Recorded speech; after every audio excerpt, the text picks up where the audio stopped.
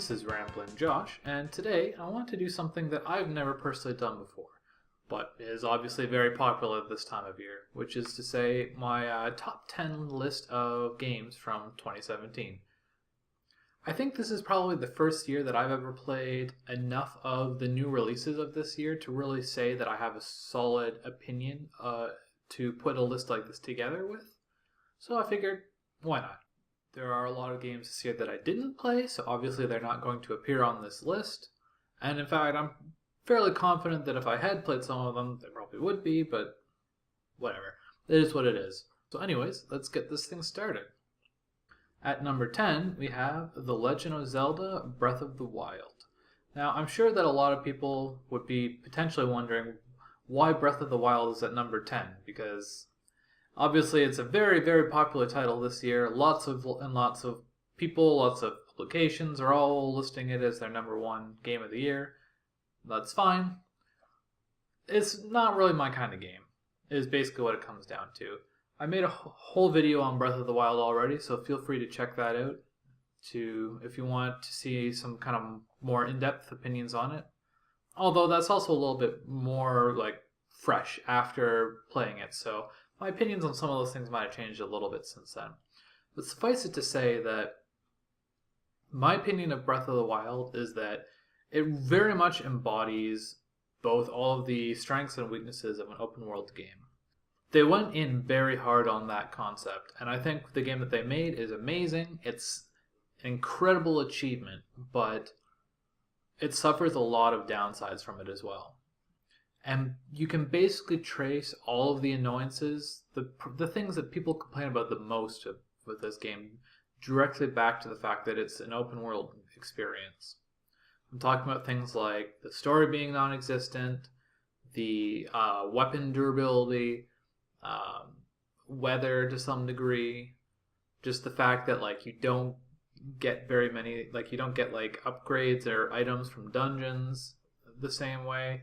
All this kind of stuff it's all sacrificed at the altar of open world. So yes, this is an amazing game, but it to me it almost doesn't even feel like a Zelda game. It struggles in a lot of the areas that I personally enjoy the Zelda series for, and so for that reason, Breath of the Wild is number 10 on the list, at not number less than 10. Number 9 was a little bit of a hard decision. I basically had two titles in mind for this slot. One was Cuphead, and the other is the game that I've ended up choosing, which is Flint Hook. And I'm going to be honest, the reason I went with Flint Hook is just because everybody knows about Cuphead already. Everybody's all up on Cuphead's shit because it's the best, most amazing art style ever and all this stuff. And yes, this is true. Cuphead's a really good game. I enjoyed it a lot. It's a little bit harder than I would probably personally prefer, but it is what it is. It's rewarding. But it's also true that Cuphead kind of wasn't the game that I expected it to be. I played an earlier demo of Cuphead back in about 2005 or so, around the end, at Fan Expo in Canada here. And I really enjoyed that demo, but it kind of gave me the impression of a different game that Cuphead ended up being. Whereas Flint Hook, I played a demo of that at PAX, and Flint Hook ended up being exactly what I thought it was. It's a really cool, interesting little game that's not something that you see a whole lot of these days, ever. You're zipping around, shooting from grapple point to grapple point. It's procedural, so it's got the roguelike one more run aspect to it. It's super, super charming, even if it's not the best art style of all time or whatever. And it's just all around, it's a game that I was very excited for. It's a game that I didn't end up having as much time to spend with as I would have liked. But I think it deserves a point on this list because it's just such a high quality product, and I don't think it gets the recognition that it deserves. At number 8, we have Metroid Samus Returns. This is another game that I was very excited for, and also another game that I made a whole video on already, so if you want to check that out, that exists. But yeah, needless to say, I'm a little bit of a Metroid fan.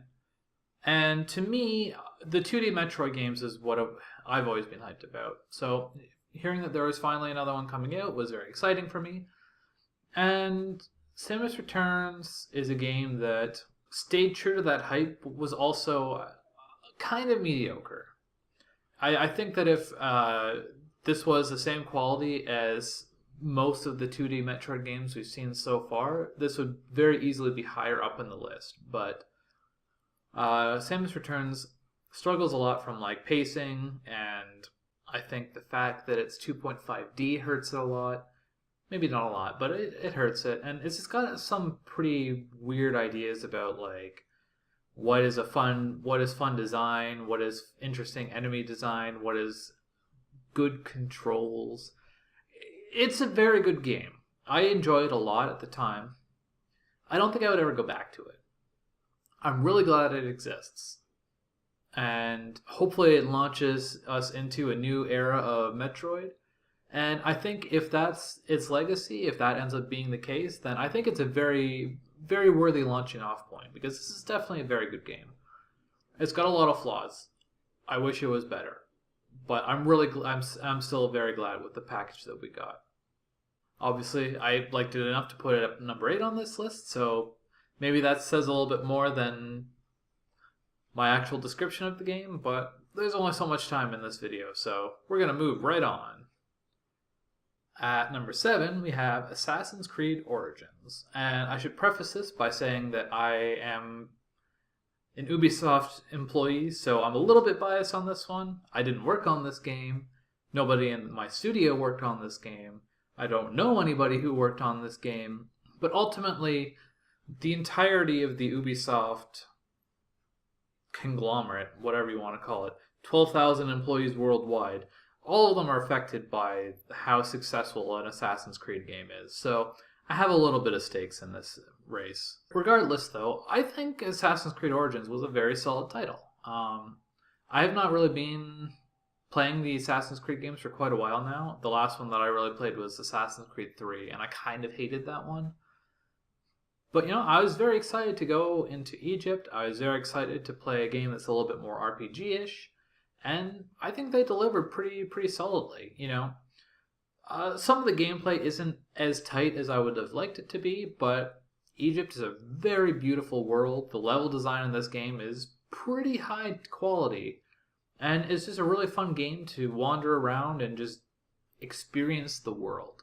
And that's what I want out of an Assassin's Creed game.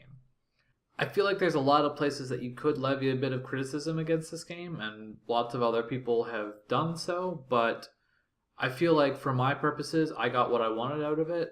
The things that are worth criticizing, I don't really care all that much about. Maybe that's just me being biased. I don't know. Take it or leave it. It's number 7. At number 6, we have Sundered. This is a game that I made a video about too, I think. I'm pretty sure I did. So Sundered is an interesting little game that I kind of heard buzz about here and there for a while, but I never really looked into it too closely until it was pretty close to coming out. And it turns out Sundered's a pretty cool game. It's got a really nice mixture of kind of mechanics from different types of games. It's got a little bit of Metroidvania, it's got like a skill tree in there, and I made a video about skill trees too. I love skill trees. It's got a little bit of, like, I would say just the right amount of procedural generation, and the art style is really cool. Playing the game has a really great sense of momentum in everything that you do, and on the whole, it's just a really fun experience. I like the game a lot. I think that it does suffer from, like, it's a hard game, and I think a lot of people would make comparisons to Dark Souls, which is potentially apt, but I would say that this game derives a lot of its difficulty from, like, bullshit, whereas you would say that Dark Souls derives it from, like, fair challenges, or however you would phrase it. And I would say that Sunder does a really good job of manufacturing tension, that it feels really satisfying when you get past it, but there is a lot of points where when you die in this game, you feel like there wasn't really a whole lot that you could do about it. I would say that's probably the game's biggest weakness, but on the whole, this I had a lot of fun with this game. I never technically beat it because the last boss is a whole lot of bullshit, but maybe one day. At number 5, we have, geez, yet another Metroidvania in Hollow Knight. What's interesting about Hollow Knight is that this is a game that is very much a Metroidvania looking at it, but it's a game where the developers they didn't really attach themselves to a specific genre and say like this is what we are. I know that they said themselves that they tried to just make the game they want to make and leave any hangups on the side because a lot of games can decide that like okay, we belong to genre X, and so there's all this baggage that comes along with that, and we are one of these games, so we also have to have all of that. And Hollow Knight they worked around that a little bit. It's a really interesting little game, and honestly, the first thing that drew me in about it is just the art style, because the content of this game is like it's super gross, it's kind of creepy, but also it's just like really freaking adorable. You've got all these like super cute little bug things, and it's great. And one of the things that's really great about Hollow Knight is that it's like unapologetically old school, at least in the way that it feels. It's like you're going to get lost in this game, and the game is not going to apologize about it. And you're going to have to spend just a lot of time wandering around and looking for where to go next, and you're inevitably going to be discovering cool new things that you wouldn't have found otherwise, or wandering into areas that you have no ability to deal with yet and just get completely destroyed. And it's kind of great. We don't get a lot of games like that these days. A lot of times these games are going to be a lot, the levels are going to be designed a lot more to kind of hold the player by the hand. There's, waypoints all over the place and this and that. And Hollow Knight just doesn't apologize for any of it. The bosses are really hard, and like I was saying with Sunder, these ones actually are kind of Dark Soulsy in that, it's all about the patterns and your skill as a player, and they are very satisfying to beat. I would say that Hollow Knight is definitely not a perfect game. I think the biggest criticism of this game is that it suffers from a decent amount of jank in its controls. In particular, I always found it really frustrating trying to like bounce along things. You can do like a downward slash attack, and they'll like propel you upwards, and you can use that to like bounce. And there's like puzzles and stuff that makes you do that, and it's just really awkward trying to like hold forward while also pressing down to do the downward stab thing. I don't know. The controls are a little bit weird, but overall, this is a really good game, and it's a little bit of a shame because it came out just like a week, I don't think even 2 full weeks before February, which was a really big month. In February we got Breath of the Wild, Nier Automata, and Horizon Zero Dawn, all in the same month, all in the span of like I think a couple of weeks even. So Hollow Knight it didn't get as much of a spotlight as I think it deserved. It got a fair amount because it is a really good game, but even still, I think it deserved even more than it got. So, hey, maybe you didn't hear about Hollow Knight, and now you did hear of Hollow Knight, and I guess I've done my job. I don't know. Speaking of Horizon Zero Dawn, guess what's number 4 on this list? It's Horizon Zero Dawn. Now this is another game that I would say drew me in because of its aesthetics. Like when this game was first announced, I wasn't even really sure what kind of game it was. All I knew was that, you're this kind of like tribal-ish lady with like really awesome red hair, and you're hunting these like dino machine things in this world that is like absurdly pretty and super colorful and all that. And that was enough for me. Oh, and she uses a bow. That's a +2. Bows are cool. I like bows. But yeah, that was enough for me to sell me on Horizon Zero Dawn, and it ended up being a very good game in my opinion. The whole idea of hunting these creatures and trying to find their weaknesses, and so much of the game is about how familiar you get with the enemies that you're fighting, because as you go, you learn different ways of fighting them so that you get better at exploiting their weaknesses. And even talking to people about the game, it's been interesting to talk to people and be like, oh, how did you fight this kind of monster? And it's like, oh, well, I just used an explosive thing and it was easy. And I was like, oh, well, why didn't I think of that? I went through all this work to like disable this weapon and tear off this armor and hit them in this weak point, and that was so much more work. And it worked, but it wasn't as effective as explosives, I guess. And all these different kind of conversations. And even like as far as the narrative goes, well, I guess narrative and aesthetic. I've always been a really big fan of games that make that kind of mesh the concepts of like nature with high technology, I guess you would call it. And Horizon Zero Dawn does a very good job of that because, like I said, you have these very like super colorful, super lush natural settings combined with all these like various machines and stuff that are clearly from some kind of lost civilization. And Aloy has her little like, is it on this side? Is it on this side? I don't know. February was a long time ago. She has her little tool that she uses to like analyze stuff and all this, and the plot of the game really ended up pulling me in. I didn't really expect that actually. Now that I think of it, but I was really glad. Like I got to the end of the game and I finished all of the side quests that there are, and then I was able to just kind of plow through the last series of story missions all in a row, and I was really glad because the story pulled me in enough that if I was like, I still have side quests to do, like I wouldn't want to be, I wouldn't want to have to face that dilemma of like, do I do side quests or do I do this main story? Because I just wanted to go on the main story. I didn't want any distractions. I was glad that there were none. And I would say that the payoff was really big. Like it's not like a super off the wall unexpected story. It's pretty predictable for the most part, I would say, but it's presented in a really smart manner, and I really appreciated it. It was just a really good time. I enjoyed this game a lot. I haven't played the DLC yet, but I 100% plan to in the near future. So, Horizon Zero Dawn. And now we're getting up there. We're at number 3. We have Nier Automata. Another February baby.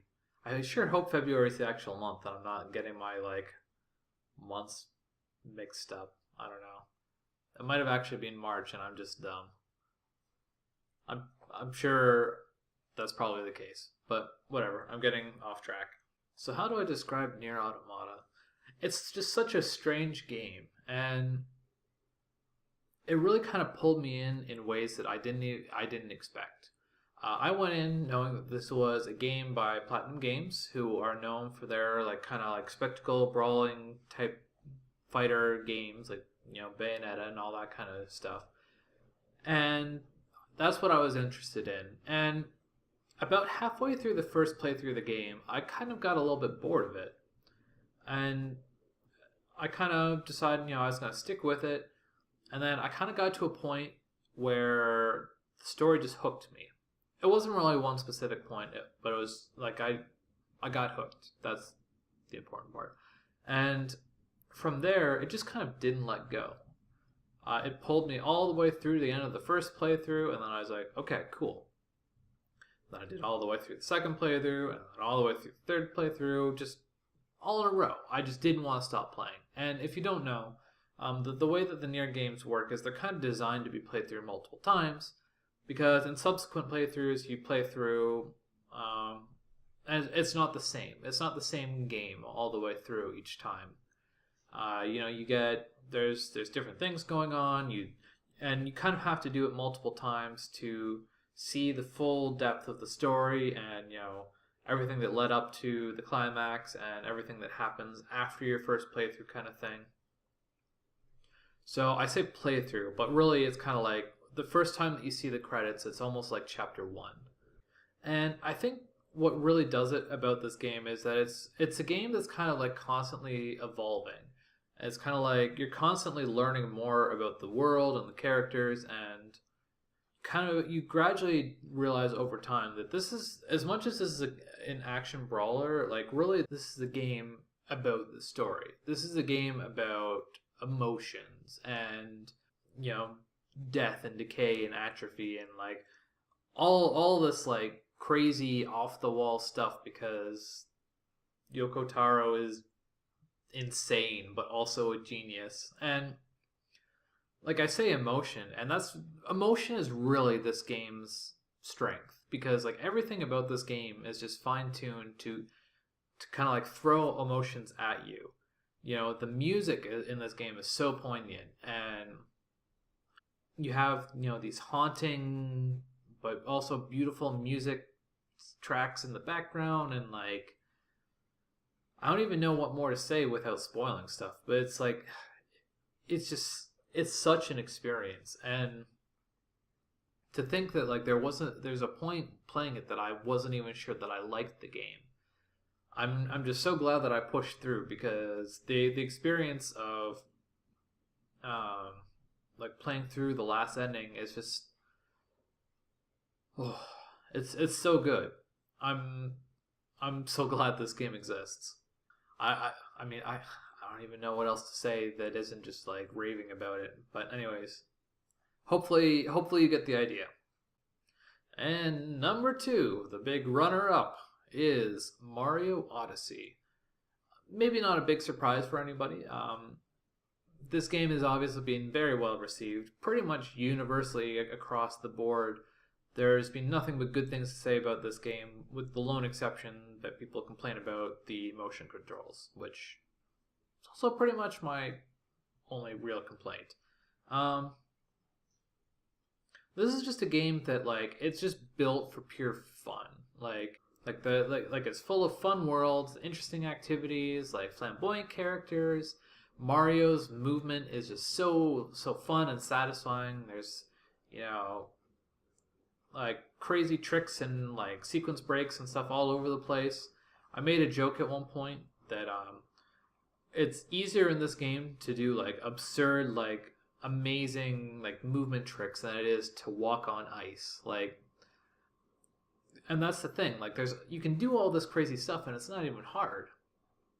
And so the point where like if you're really trying and you're really going for it, you can do even more crazy stuff that you couldn't even imagine. So like speedruns of this game are pretty awesome too. And like that's kind of a legacy that I wouldn't say that it's being lost. But if you look at, you know, Mario games of the past, you know, Mario 64 obviously is absurdly popular.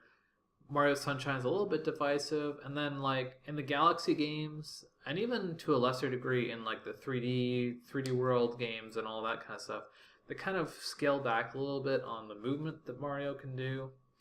But in this game, it's more or less back in full force, and like the stuff that you can do with your hat, even when you're not using it to like possess whatever creatures. What's the phrase they use? Capture stuff.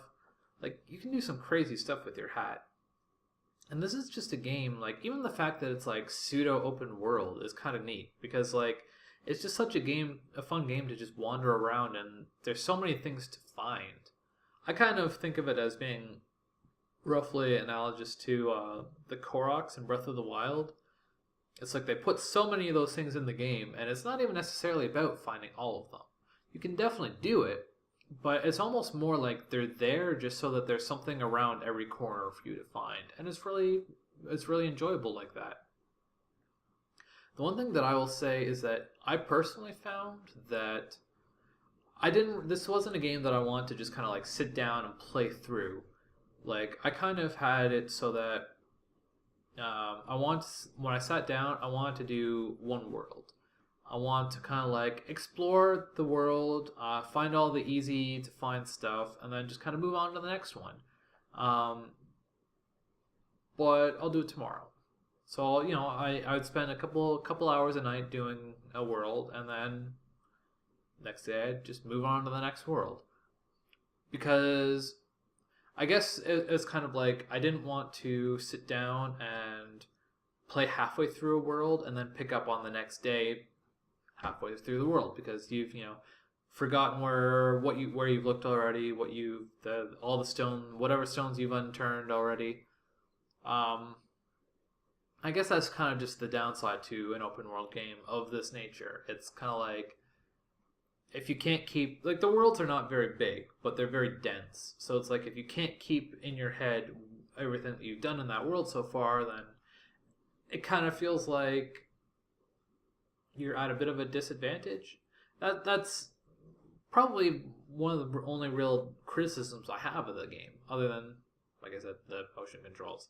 It's like this game is just such pure fun that it's hard to not put it absurdly high on this list because it's just good. And if you're not playing it, then like get on that. And finally, at number 1, we have none other than Persona 5. How do I explain how much I like Persona 5? Like, the first thing that comes to mind is that when I think about trying to justify why Persona 5 is number 1 on this list, I don't even necessarily think about, like, my mind doesn't go to, okay, why is this game so good? It's, what could someone possibly say about this game that would make it not be number 1? Because this game is just so, to me at least, so incredibly solid through and through. Like, I could probably rave about this game for God knows how long, but it's like, visually the game is like incredibly striking. It's incredibly stylish. The music is incredibly bold, and you can just every track on the soundtrack is just pure gold. Thematically, right from the title screen, the opening song says, wake up, get up, get up there. That's a theme that like really speaks to me personally. That sample from that song has been my morning alarm for the 8 months since the game came out. And just that whole theme of, get up every day and just get out there and do some good in the world and reshape the world to be a better place. Become the change that you want to be. Don't let, the people say, you can't be a force for good. And like I said, that just really speaks to me because I've always kind of struggled with the motivation and all this kind of stuff. I don't even necessarily have to talk about the gameplay for this to be my favorite game, but the balance of the game is super tight. The combat is pretty rewarding, which it's not that much different from all the other Persona games in that regard. But the combat's it's great. Just everything about this game is just so incredibly stylish. It just pulls you in, and I think the most impressive thing about this game is the fact that it's absurdly long. It's like 100 hours minimum to do a full playthrough of this game. I personally took about 120. And there's almost no like lulls in the game. There's only like a few points in the story where I would say like it got slow. And in a game this long, that's actually like absurdly amazing. But I think a big part of what really endeared the game to me is just the circumstances of my own life when the game came out. So almost the exact day that I got my hands on my copy of this game was the day that I started my new job. And the problem was, at the time, I was living in a different city, and my job was in Toronto, a big city, 2.5 hour commute away from where I was living. So, you spend 5 hours a day commuting, and that's not that great. And a big part of the Persona games is managing your time. It's a resource, so what are you going to do with it? Are you going to hang out with your friends? Are you going to go shopping? Are you going to jump into the dungeon and kill all the demons and save the world? Like, what are you going to do? And so at the same time, in my real life, I was like, I gotta go to work, and then what am I gonna do with my time at the end of the day? In the game, I'm splitting my time between being a school kid and saving the world, and in real life, it's like, all I'm doing with my time is going to work and playing Persona 5.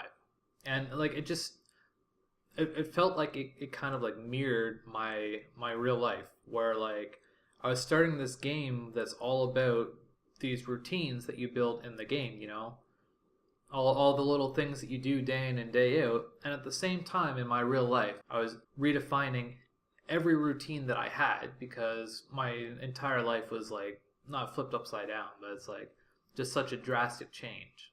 And just the fact that like my work life and my leisure time like mirrored each other was so like profound to me. And the fact that this game is so long, like it took me a full month to finish, which I'm someone who's used to, when I'm into a game, I just crush through it in like a weekend or like a week or like whatever. But this game took me a month to finish, and by the end of it, it felt like this had been like a legitimate journey. It felt like I'd gone on an adventure, and like I'd accomplished things, and like I'd put in time. I felt like I was invested in what was happening. Like I legitimately cared about the characters in this story. At the end of the game, just processing the fact like this is the end, and like I have to say goodbye to these characters, was like actually like kind of sad. At the end of the credits, all I could do for like 15 minutes was just like sit there and just kind of like try and like process all of my emotions, because like for whatever reason this game just like resonated with me so much. It's to the point where whether or not Persona 5 is my number one game of 2017 is not even a question. But the real question is Persona 5 my number one game of all time, of all years? To that, I don't really know if I have an answer. I think, realistically, the fact that I'm considering it means that probably, but I don't really adhere to a, like, very specific, like, these are my top 10 games of all time. I would say that it's kind of like, it's a contender for number one. That's just how much I enjoyed Persona 5. And as a fun fact, my favorite game of 2016 was Tokyo Mirage Sessions. So I guess Atlas Japan is, they're doing some good stuff over there. Let's hope that Shin Megami Tensei 5 is that good too. I don't know if that's coming out in 2018. I guess I kind of doubt it, but whatever. Anyways, I've rambled long enough. So those are my top 10 games of 2017. Hopefully this was interesting to you, and I will catch you later.